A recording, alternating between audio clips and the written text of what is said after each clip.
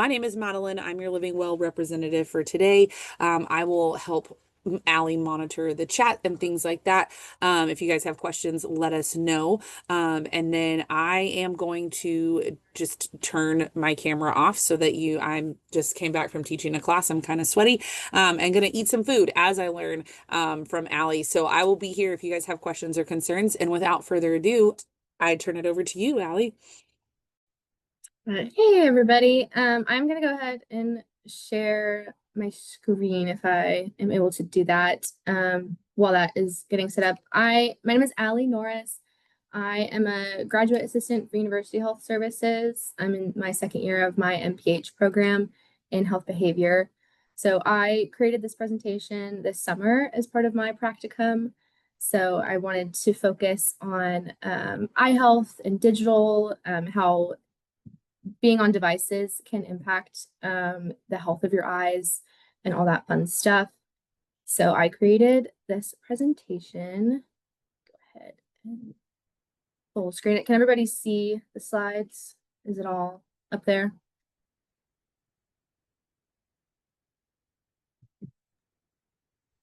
Yes, it's looking good. Okay, perfect. Just before I started talking, I wanted to make sure.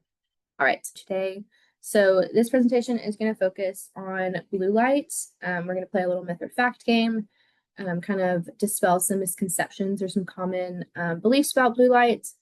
We're also going to increase our awareness of strategies to help reduce digital eye strain. We're going to go over some of the things that cause it, as well as some strategies, different things you can do throughout your day to lessen those symptoms. And then we're also going to talk about properly setting up a workstation to support your eye health, working on screens, whether you're faculty, staff, or even as students, we are on screens constantly. There's no really way of getting around it. So we're just going to go over some strategies to help with that. I also have an opening poll to get us started, just to get an idea of where everybody is at as far as digital device usage goes. We're going to try AHA slides, and if that doesn't work, we can just put answers in the chat. But if y'all would like to go to ahaslides.com, there is another code at the top of the screen. I believe that's an I, not a 1. So ahaslides.com, and then the code is going to be I20U4.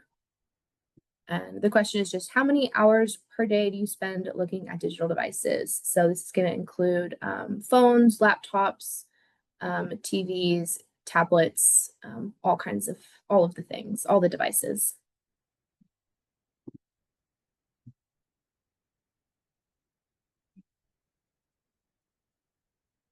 All day, yeah.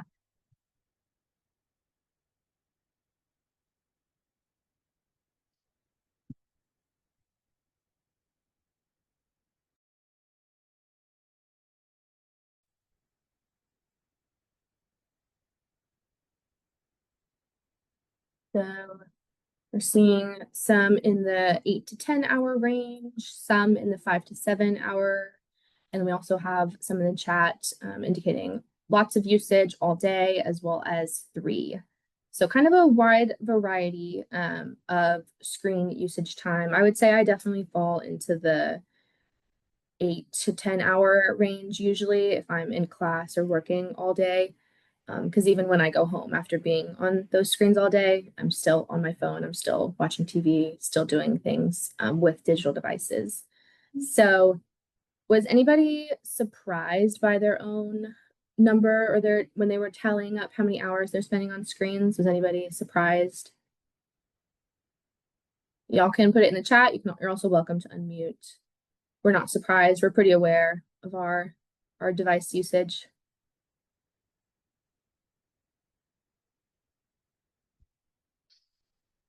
All right. Well, that's good to be aware of those things and to know that you're using the screens a lot. We are now gonna move on to talk about the effects of digital devices on our eyes. I have okay, we have some more answers coming in as it was loading. So more than 10 hours, lots of 8 to 10 hours. So bottom line is we're on our screens a lot, whether it's for work or for leisure. Digital devices are kind of a large part of our lives. So these are some statistics to kind of set the tone for the conversation. So college students actually report the highest prevalence of eye strain related symptoms used based on using digital devices because like I said, students are often on screens for school work and then entertainment purposes. So this presentation is going to focus on strategies and tips to lessen those symptoms. Also, the average American worker is going to spend about 7 hours per day on a computer. This can increase just on the computer alone. That's not counting like your phone when you're home or any other devices. And this can increase their risk of experiencing headaches, things like eye strain, blurry vision, dried eyes. And we'll talk a little bit more about those symptoms later on. We also saw just a general increase on time spent on digital devices across all age groups since COVID-19. So, as we all know, school and work became completely remote, and screen time as a whole has remained high since then. And this has caused an amplification of those symptoms of digital eye strain. So, I've said digital eye strain a lot, but now we're going to kind of go over those symptoms and kind of define it. So the ocular and visual symptoms resulting from the usage of digital devices are collectively known as digital eye strain. The symptoms are on the screen. So they include things like burning, itching eyes, eye fatigue, having dry or watery eyes, blurred vision, double vision, and difficulty concentrating your eyes. They also include sensitivity to light and some things that affect other areas of the body. So it's not just the eyes that fall under the definition. It also includes things like neck or shoulder pain, pain around the eyes, temples, and headaches. But one of the main contributing factors to eye strain and these symptoms of digital eye strain is long screen time. So, when the eyes are focused on screens for a long period of time, the number of times that you blink is actually decreased, which in turn dries out the eyes. So, we'll talk more about strategies on how to kind of manage these symptoms and prevent them. But we are going to now transition to blue light. So, there are a lot of misconceptions about blue light, the ways it impacts your eye health. So I have a couple questions and we'll see if y'all are familiar or not with blue light. So I'll put the statement, the first one, blue light is only produced by artificial sources, such as fluorescent lights and digital devices. Do you guys think that this is a myth or a fact? You can go ahead and put it in the chat.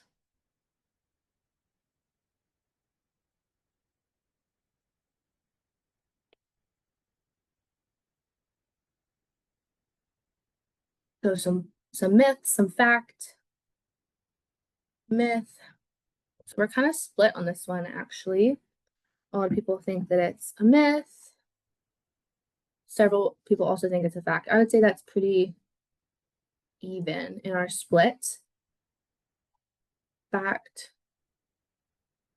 Part of the sources, you think it's kind of a trick question. I'm trying to trick you.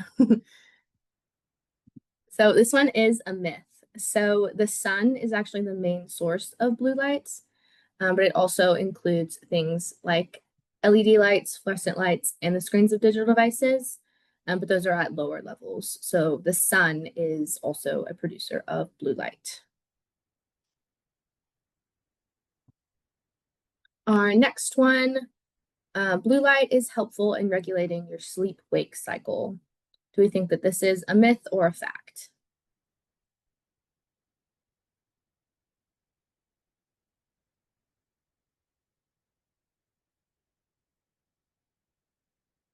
So we see some myth, some fact, more fact for this one.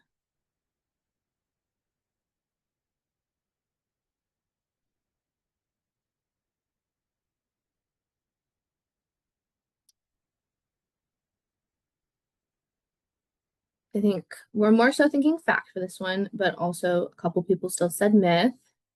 Let's see. There we go.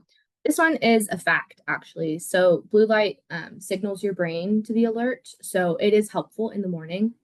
In the evenings, if you're around artificial sources of blue light, it can disrupt your sleep because it does suppress melatonin production. So it does have a play. Does have a part in regulating the sleep-wake cycle, and being awake in the morning, and then letting that melatonin production occur in the evenings once the sun has gone down. That's kind of like the natural progression of that. For our third one, blue light from digital devices can cause permanent eye damage. Do we think that this is a myth or a fact?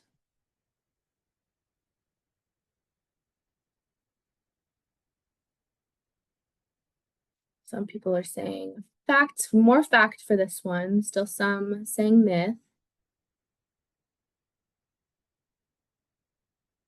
All right, let's see. So this one is actually a myth. This is something that I had thought before I created this presentation and was doing research. But research has actually shown that the amount of blue light emitted from digital devices is not enough to cause permanent eye damage. Those symptoms like the headaches, the dry eyes are more so due to screen habits, how you're holding the screen and how long you're on the screen, not necessarily the blue light that's causing actual damage to the eye.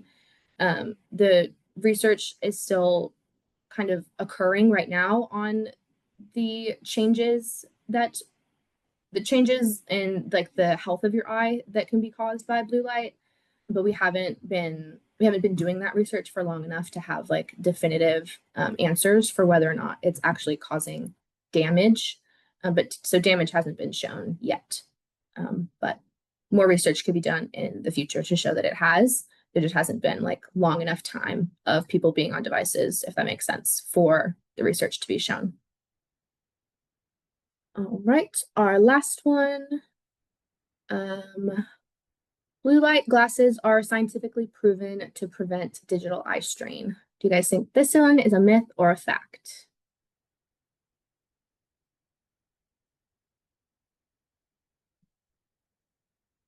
More so thinking myth, kind of half myth.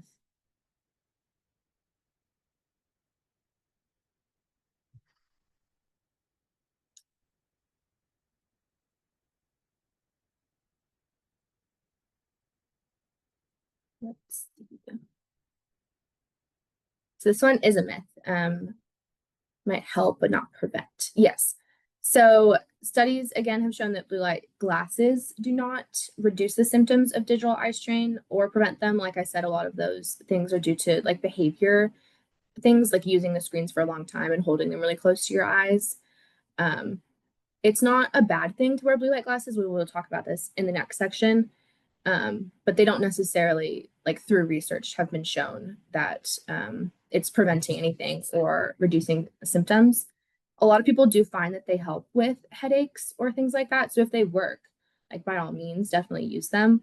But they should also be used in conjunction with some of the other methods that we are going to talk about later in the presentation.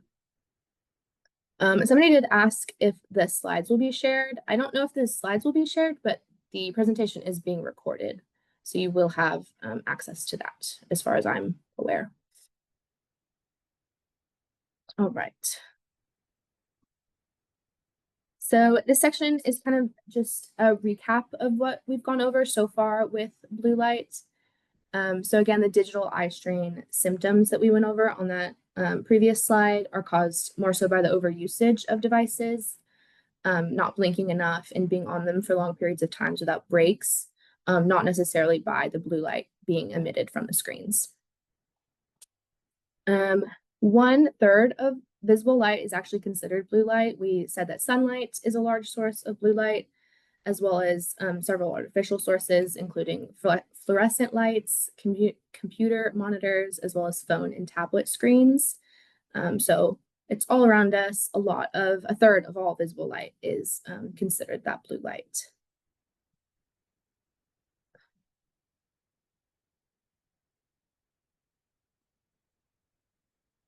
All right, so now looking at blue light and sleep. Blue light, like I said, is known to boost that alertness, your memory, your mood. So it is helpful during the day.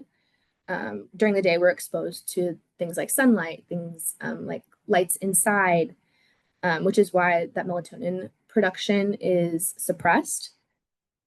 But at night, the sun goes down, melatonin production is supposed to occur.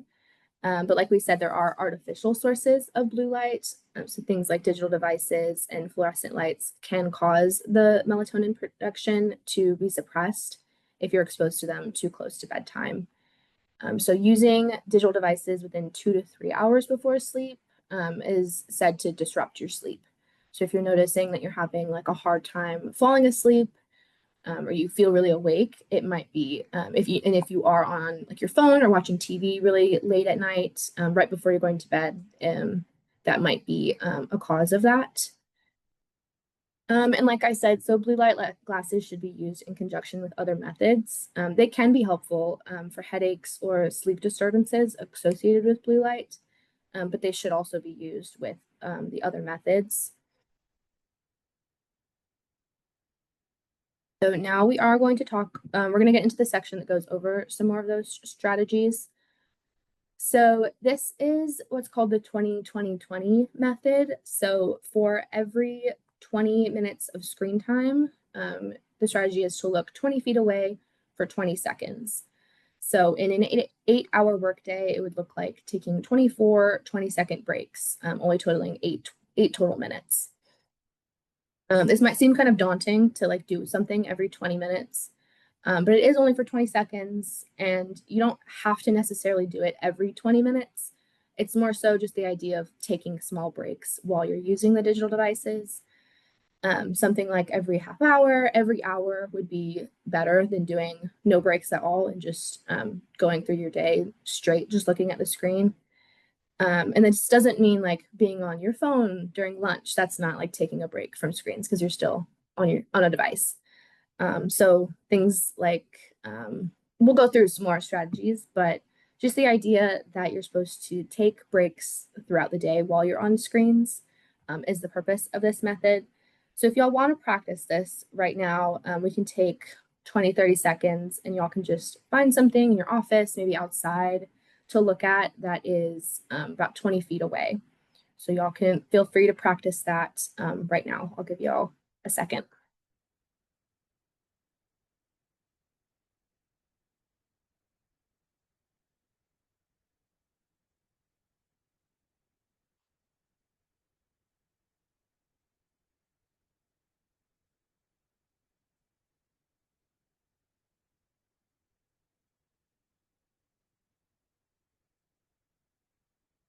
So for those of you that did it, if you can unmute, you can write in the chat, but just do you guys think that this is something you'll try to incorporate into your work or study routines, or maybe describe the experience, if it was easier or harder than you thought it was going to be? Any sort of reflection you're going to try. Yeah, I try to do this as I'm working. Another thing that you can do is like to put a post-it note on your monitor or on your desk somewhere, just a reminder to take breaks. Definitely harder than you thought it would be. Good. Yeah, it is good practice just to focus on something. Let your eyes kind of take a break, to blink, to just be looking at something that's not a screen. Perfect. Well, thank y'all for sharing. So this was a strategy to rest your eyes. But we mentioned earlier that some of the symptoms of digital eye strain also include things like neck or back pain. So we are going to look at some other strategies that y'all can use at work. An excuse if you're caught daydreaming. Yes, exactly. You just say that you were resting your eyes. You're not. So we're not gonna go, oh, sorry. Oh, that's a really great way to, yeah, just take that break, having a walk outside, not being on your phone. I'm definitely the person that's on their phone at lunch, and I should definitely try to do a walk or not looking at more screens. So in this next section, we are going to go over a few stretches that you can do, just very, very simple stretches. You can do them sitting or standing. So you're invited to sit or stand. We'll kind of walk through a couple of the stretches together. As we do the stretches, remember to like breathe, don't hold your breath. Um, I'm somebody that in yoga, I always have to remind myself to like breathe. I definitely hold my breath when I'm like focusing on something. So just make sure you're breathing. And definitely we're gonna do like some neck and some hand stretches. So don't hold the tension until it feels good. Don't do anything that's painful or uncomfortable. But the first one is really simple. It's a great way to rest your eyes while you're doing work or homework. It's kind of similar to the 20-20-20, but instead of staring at something for 20 seconds, you're going to blink. So just looking away from a screen and blinking about 10 times, just slowly to kind of lubricate those eyes again. So start whenever you're ready. Just slowly open and close your eyes. You can match it to your breath. Just slowly opening and closing, blinking. Because like I said, it's natural and normal for when we're on screens to not be blinking, just the way that the eyes work with that. So y'all feel free to just blink 10 times slowly. And then again, does she blink a lot? That's funny. I hadn't noticed.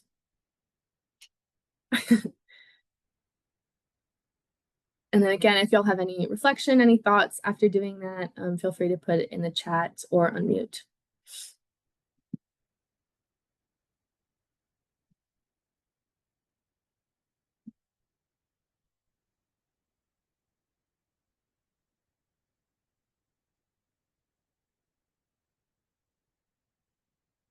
It feels weird to blink that many times. Yeah.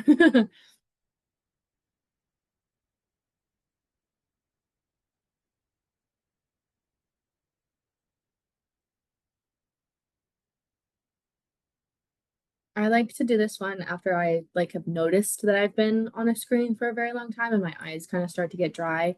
So it's not as much of a like preventative thing for me. It's more of a like after I notice the symptom of like having really dry eyes, I'll kind of take a minute and like just blink a few times and just kind of give my eyes a break.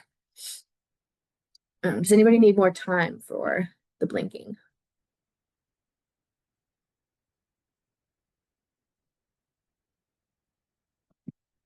I'll go ahead and move on to the next one, but feel free to do any of them again. The next one is just a really simple stretch for your hands. So you're just gonna, I don't know if everybody can see my camera, but my camera is on. I'm just gonna hold your hand out and separate your fingers and straighten them until you feel a stretch and kind of hold it for 5 to 10 seconds, whatever feels good. And then kind of relax your fingers and bend them. You can make a fist, you can bend just at the knuckle, um, and just kind of do it again. Just a really simple one. I'm sure we do this just naturally at our desk after we've been sitting for a while. But it also just feels good to intentionally do it after 20 minutes, after an hour of just working on a desk or working with devices. So you can do it on both hands, you can do it at the same time. Just good way to stretch fingers, hands, and be aware of your body position while you're at a desk. And then the last stretch is just a neck stretch, very simple. So you just start with your head going straight, and then you're going to tilt your head to one side. So, like your ear to your shoulder kind of area. Hold for a couple seconds, hold for like 10, 20 seconds, and then do the other side. Do anything really that feels good with your neck. You can do some neck head rolls, and you can repeat that on each side for however long you need. So just very simple, very short stretches that you can do to kind of rest your eyes, get your body aligned while you're working at a desk. Does anybody have any like final reflection, final thoughts about the stretches? Are y'all going to try to do these while you're working at a desk?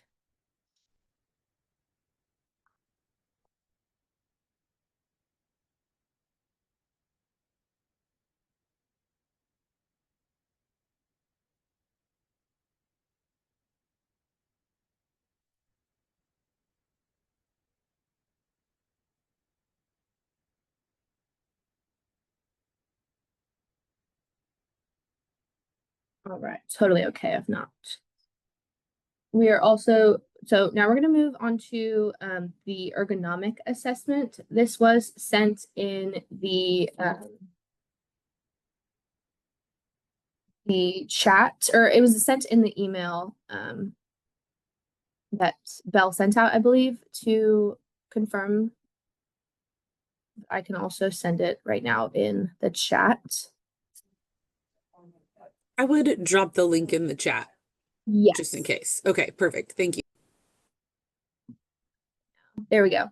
This should take you to the website of the Environmental Health and Safety Office at A&M.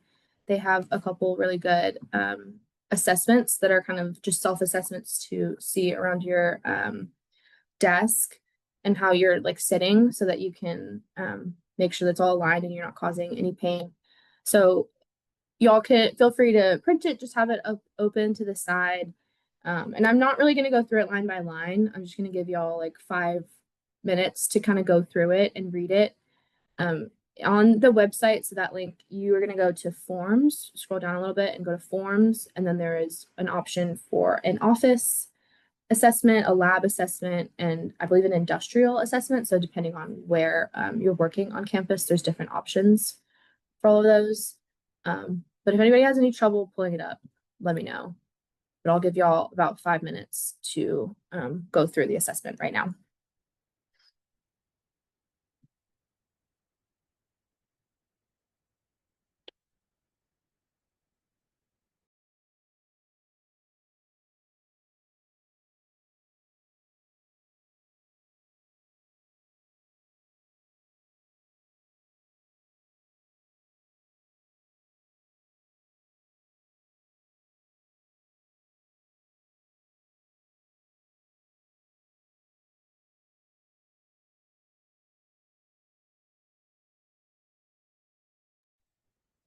Y'all still totally have time to fill it out. I'm just gonna kind of read the intro for this section because I kind of skipped past it. But it's like it is very important for maintaining eye health to make sure that your workstation is set up, making sure your like computer monitor isn't too close to your eyes or too far away from your eyes.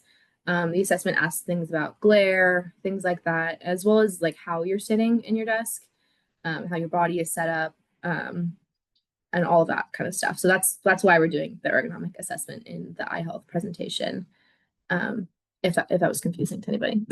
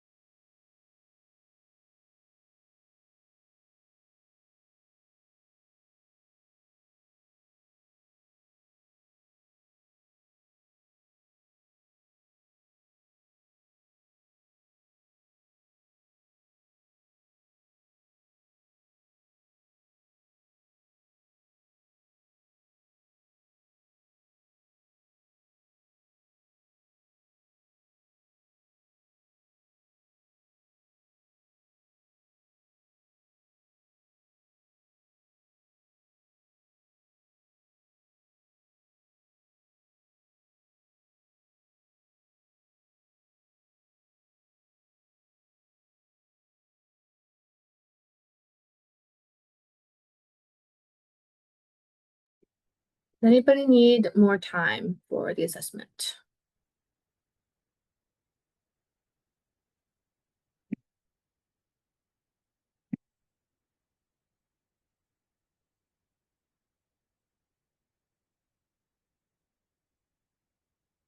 All right.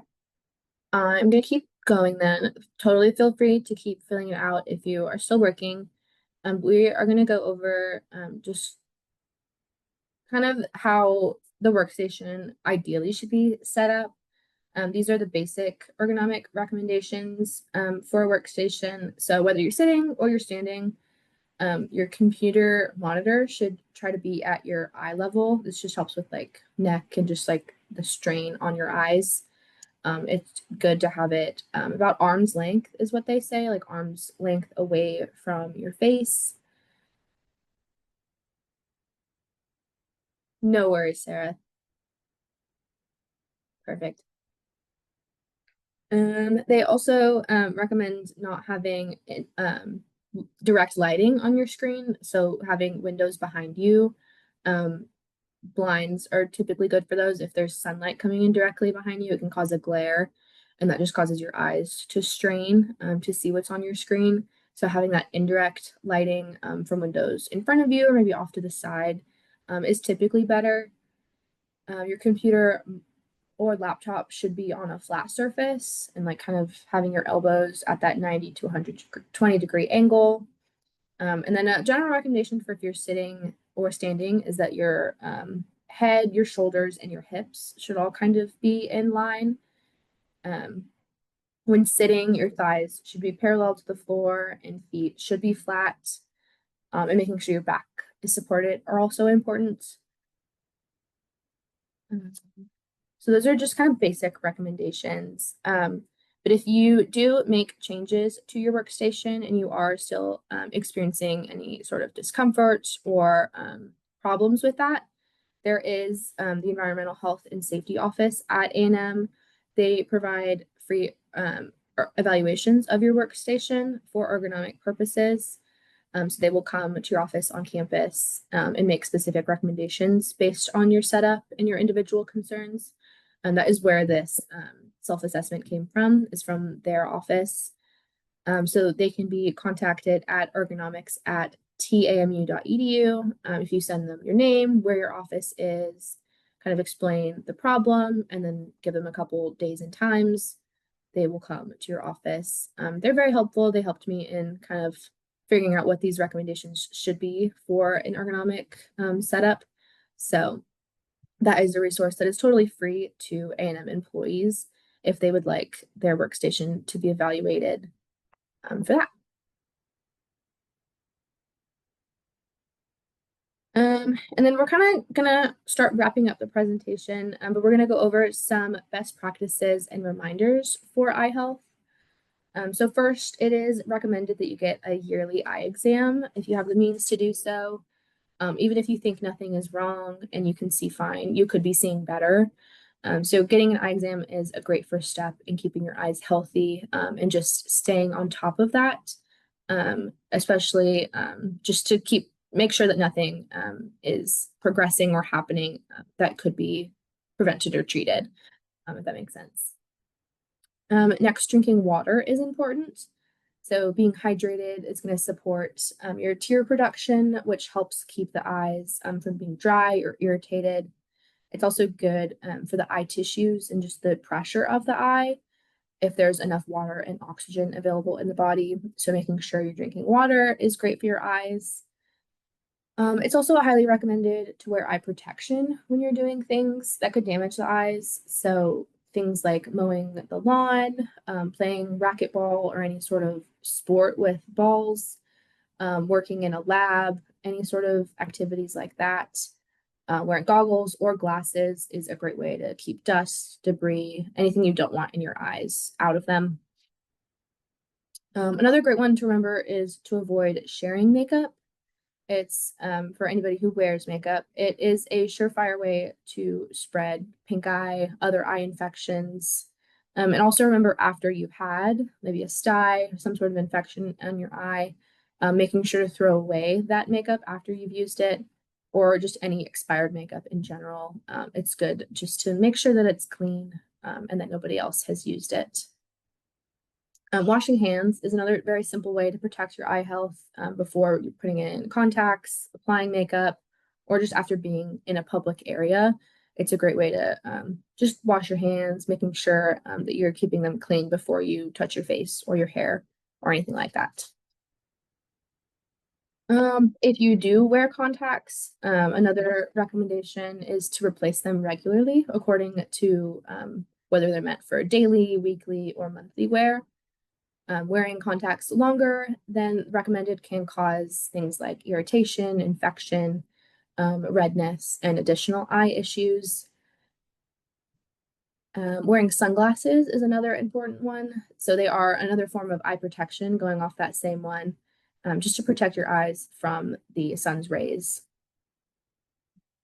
Taking breaks, like we talked about, is another way to protect your eyes. We talked about the 20-20-20 method. Any short breaks that you're taking are better than none at all. Another way of taking breaks is by wearing glasses occasionally, if you usually wear contacts. That's one I need to do more. I have contacts in right now, and I should wear my glasses more just to give my eyes and my contacts some breaks. But lastly, to protect your eyes, it is recommended to not smoke or vape. Smoking increases the risk of eye disease, things like macular degeneration and cataracts. It can also harm the health of the optic nerve. So lots of resources available on campus or off campus if you're looking into smoking cessation and things like that. Does anybody have any questions about any of these things on the screen or anything that we've talked about so far?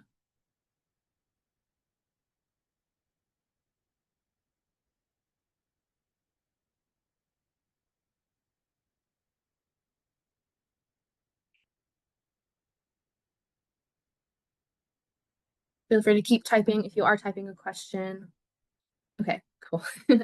So we are going to move on to kind of some wrap up things. So the final slide I have for y'all, but just as I wrap up, these are a list of services provided by University Health Services.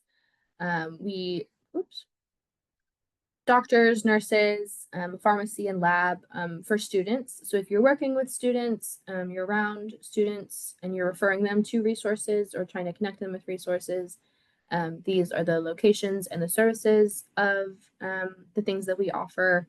So the Aggie Recovery Community in the Rudder Tower, the Butyl Health Center, as well as the Student Services Building for counseling, everything like that. So I'll go back to this screen if anybody still needs to fill out the QR code. But other than that, that is all the information that I prepared for today. It's a shorter one. It's usually like 40-45 minutes. So but yeah, let me know if anybody has any questions, concerns. Other than that, I'm done. Ally, thank you so much for joining us and sharing some of that information. I think when I log out of here, I'm going to go take my little break and give my eyes a moment to rest. You guys, I will stay on for just a little bit if anybody has any questions or concerns. And then once we get this recording downloaded and stuff, we'll get it posted on our YouTube. So if you want to go back and refresh on any of this wonderful information, it'll be there available to you. And again, Ally, thank you so much. And everyone have a fantastic, what day is it? Tuesday. Have a great Tuesday.